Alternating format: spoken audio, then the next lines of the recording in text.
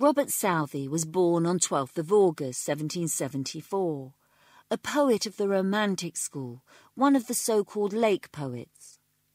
On the refusal of Walter Scott, he was offered the post of Poet Laureate by George III, which he held for 30 years from 1813 to his death in 1843. Although his fame has been eclipsed by that of his friends, William Wordsworth and Samuel Taylor Coleridge, Southey's verse was still influential, and he wrote movingly against the slave trade. He died on 21st of March 1843. High in the Air Exposed by Robert Southey. High in the air exposed the slave is hung, to all the birds of heaven their living food. He groans not, though awaked by that fierce sun, new torturers live to drink their parent blood. He groans not, though the gorging vulture tear the quivering fibre.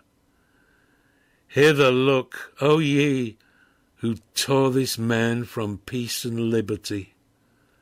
Look hither, ye who weigh with politic care the gain against the guilt. Beyond the grave there is another world.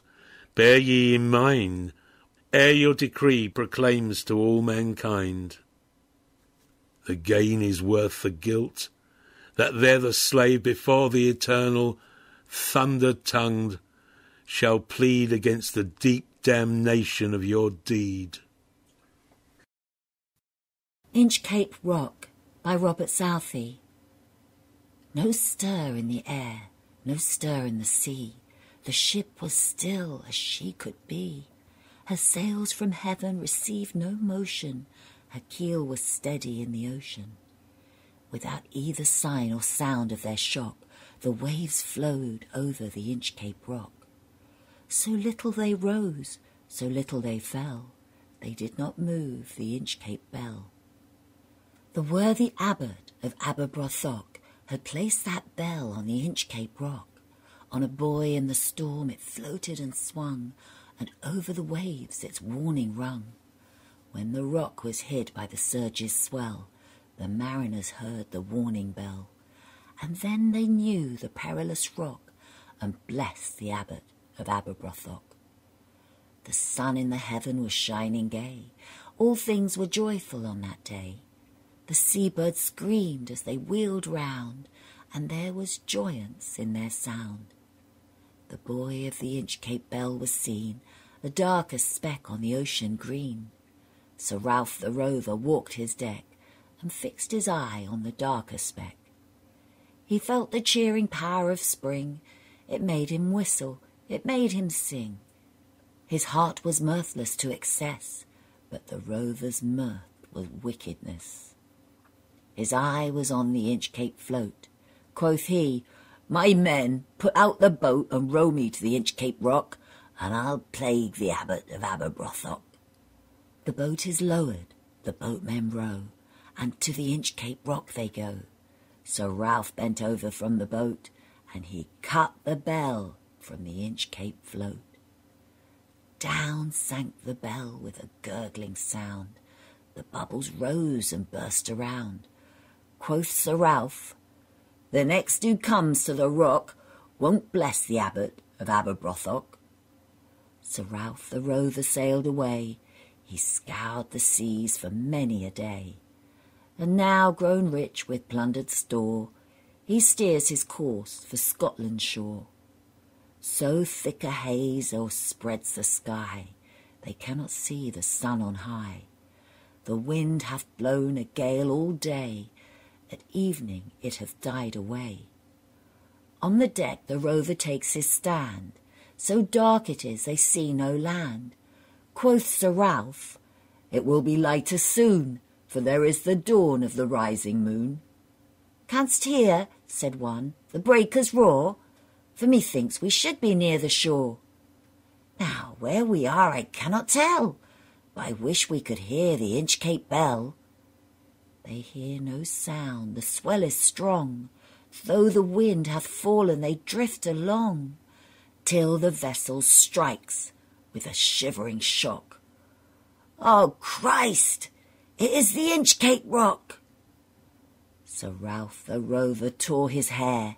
He cursed himself in his despair. The waves rush in on every side. The ship is sinking beneath the tide.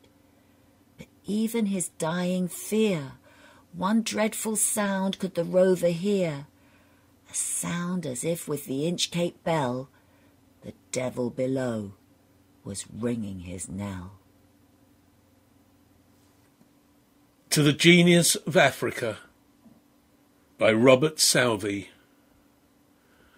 O thou, from the mountain's height, roll'st down thy clouds with all their weight of waters to the old Nile's majestic tide, or o'er the dark sepulchral plain recallest thy Palmyra's ancient pride, amid whose desolated domes secure the savage cackle roams, where from the fragment of the hallowed fane the Arabs rear their miserable homes. Hear genius, hear thy children's cry.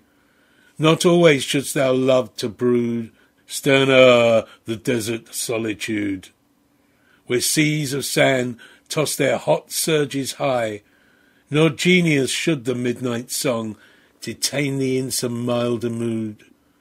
The palmy plains among, where Gambia to the torch's light flows radiant through the awakened night. Ah, linger not to hear the song. Genius, avenge thy children's wrong.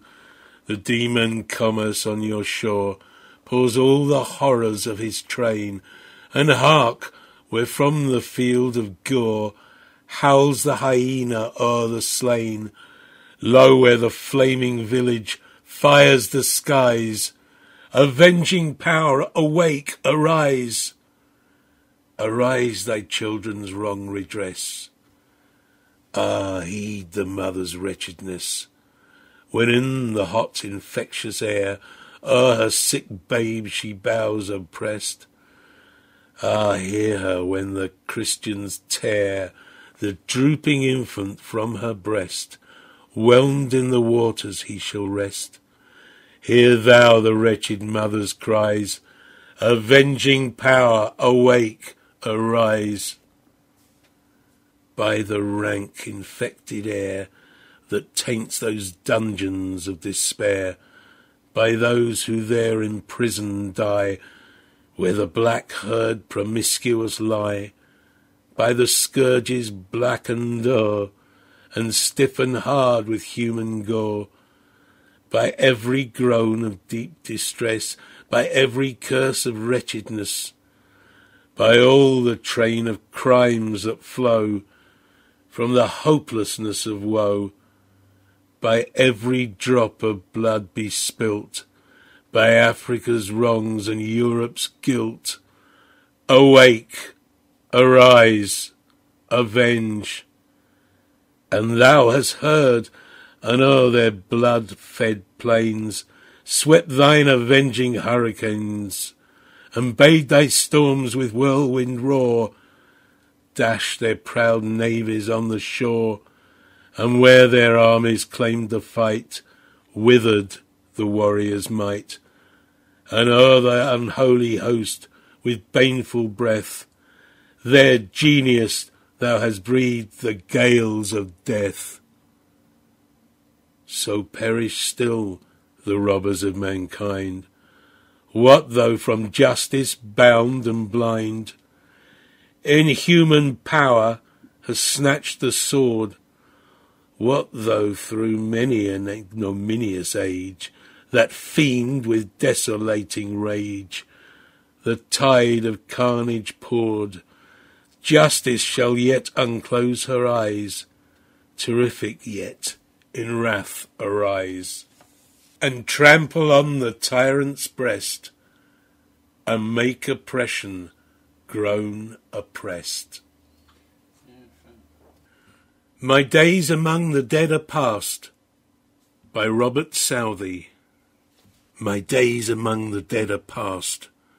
around me I behold, where'er these casual eyes are cast, the mighty minds of old. My never-failing friends are they, with whom I converse day by day. With them I take delight in weal, and seek relief in woe, and while I understand and feel how much to them I owe, my cheeks have often been bedewed with tears of thoughtful gratitude. My thoughts are with the dead, with them I live in long past years. Their virtues love, their faults condemn, partake their hopes and fears, and from their lessons seek and find instruction with a humble mind. My hopes are with the dead, anon my place with them will be, and I with them shall travel on through all futurity, yet leaving here a name I trust that will not perish in the dust.